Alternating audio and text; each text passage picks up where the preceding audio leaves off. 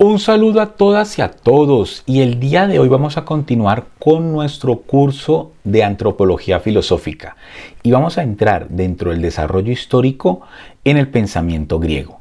Y aquí vamos a estar unidos al desarrollo también de la filosofía, porque en el momento en que nace la filosofía, también nacen las posibilidades de respuesta de qué es el hombre.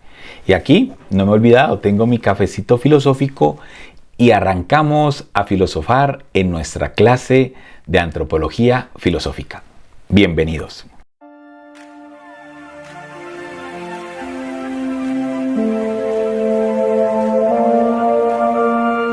Dentro del pensamiento griego, en toda la antigüedad, se va a ir identificando varios elementos fundamentales para saber qué es lo que diferencia al hombre de los demás seres de la naturaleza. Hay dos puntos importantes que vamos a abordar en esta clase y quiero que queden claros desde el inicio. Y es que dentro del desarrollo de la filosofía ya sabemos, los que vienen siguiendo mi canal, que hay un primer momento importante, que es todo el estudio de los filósofos naturalistas o como comúnmente se conocen, a los presocráticos. Y es ahí, con ellos, que también la pregunta de ¿qué es el hombre? Comienza a tener sus primeros pinitos, comienza a tener sus primeras respuestas. Y no son respuestas sencillas o de segundo nivel, no. Ya nos van planteando esas fuentes, esas raíces que más adelante, tanto Platón, Sócrates y Aristóteles van a ir desarrollando con un sistema un poco más robusto. Vamos a tener, como decía, dos puntos importantes. Primero, que el ser es fundamental para poder identificar cuál es la base del cosmos. Y ese ser tiene que ir unido, y en esta primera etapa de los filósofos naturalistas, está unido a un elemento de la naturaleza. Ellos están muy preocupados por buscar un elemento único que una a todos los seres de la naturaleza y que ese elemento único se mantenga así. Los objetos de la naturaleza, los seres, los animales, las personas, todo lo que compone el cosmos se transforme. Dentro de esa cosmología general del mundo griego, las realidades estaban escalonadas hasta llegar al punto de la espiritualidad. Ellos no hablaban de una espiritualidad como lo entendemos nosotros, pero sí del mundo del alma, el mundo de las verdades únicas. Y en esa realidad, el hombre estaba dentro de este orden cosmológico. Ya vamos a entrar en un presocrático, Demócrito, que era el que planteaba la esencia como lo atómico significaba o el átomo, lo indivisible. Demócrito decía que la última parte que no se podía dividir de cada ser de la naturaleza era su esencia, lo indivisible, que en griego es átomo. Y él decía que el ser humano, el hombre, estaba en la mitad de esa escalera hacia lo perfecto, porque el hombre era un microcosmos que en él habitaba toda la esencia, pero esa esencia espiritual, que también es importante, ese alma, pues iba tendiendo hacia su origen. Pero Demócrito ya nos hacía la advertencia de que el hombre es un ser integral y que en él habitaba toda la esencia de la naturaleza. Más adelante, con Platón y Aristóteles, se van a desarrollar varios temas. Con Platón, el tema de la primacía del alma y de ese topos Uranus. Y con Aristóteles, la unión entre alma y cuerpo como un solo ser, pero que dentro del alma habitan los valores como la virtud, como la ética, como el buen comportamiento, como el logos. Y es allí, en esas dos vertientes de solo alma como la esencia del hombre y en Aristóteles como la unión entre el alma y el cuerpo, vamos a tener la base para el siguiente desarrollo histórico de la antropología. Y aquí volvamos de nuevo a nuestros amigos los presocráticos.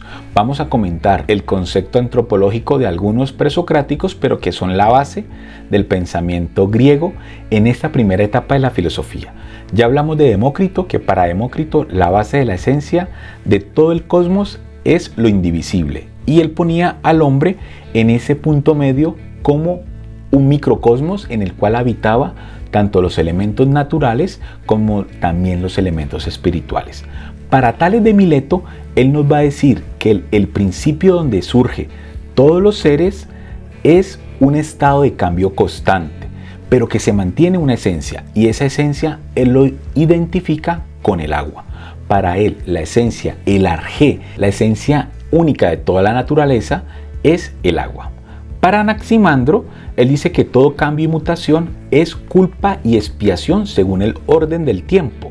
Y dice que él no puede definir, como Tales de Mileto, una esencia particular unida a un elemento básico de la naturaleza, sino que él identifica unas tensiones entre los extremos y que en esas tensiones a veces emana algo de esa tensión entre lo frío y lo caliente, lo duro y lo suave, el arriba y el abajo. Todas estas dinámicas antagónicas, estas fuerzas que se están repeliendo, él ve allí en ese centro algo que emana. No lo puede definir. Él dice que la esencia de toda la naturaleza es lo que queda en medio de esa lucha de contrarios.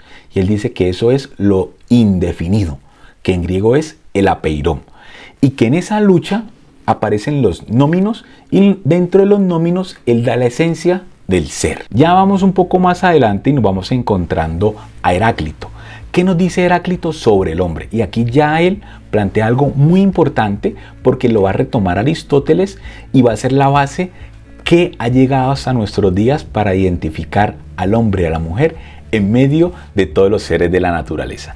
Y es que Heráclito dice que el hombre tiene algo particular y es que tiene la posibilidad de la percepción en medio de su realidad a través del logos para buscar allí todo lo cambiante, porque para Heráclito el hombre puede percibir a través del logos, que es el sentido y la ley del mundo que está en toda esa lucha de contrarios.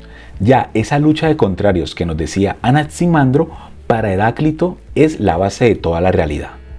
Él también utiliza un elemento de la naturaleza como analogía del cambio, de lo que está en constante dinamismo, y es el fuego.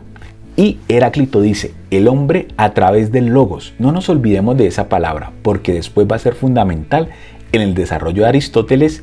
Inclusive hasta el día de hoy nosotros decimos que el ser humano es un ser racional. Y logos en griego también quiere decir pensamiento, tratado o razón. Entonces Heráclito dice que el hombre se diferencia de los demás seres de la naturaleza por el logos.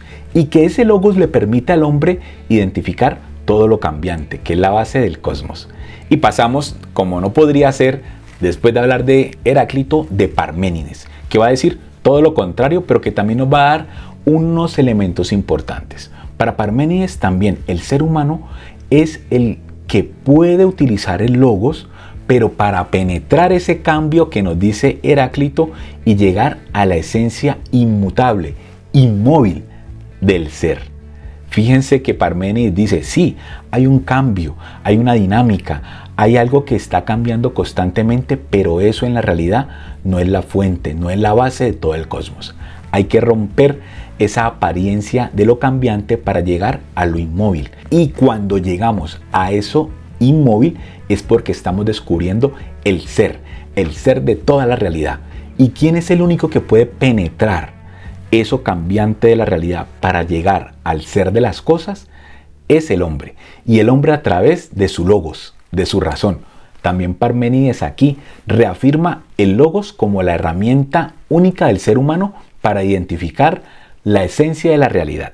Y para terminar esta clase, algo importante. Tanto Heráclito como Parménides ya comienzan a unir dentro de lo que particulariza al hombre y a la mujer es el logos con el nous. ¿Qué es esto? El logos, que es la razón, y el nous, que es lo espiritual, el alma. Y allí esa alma va a tener una relación en Platón y en Aristóteles distinta. Esto lo vamos a ver en la siguiente clase, donde vamos a abordar el pensamiento antropológico de Protágoras, Sócrates, Platón y Aristóteles. Y en la siguiente clase terminaríamos con esta parte del pensamiento antropológico desde la filosofía griega. Bueno, con esto los dejo y nos vemos en la siguiente sesión. Se despide de ustedes Jairo Antonio Popó Vallecilla, licenciado en Filosofía y magíster en Ciencias de las Religiones. Chao.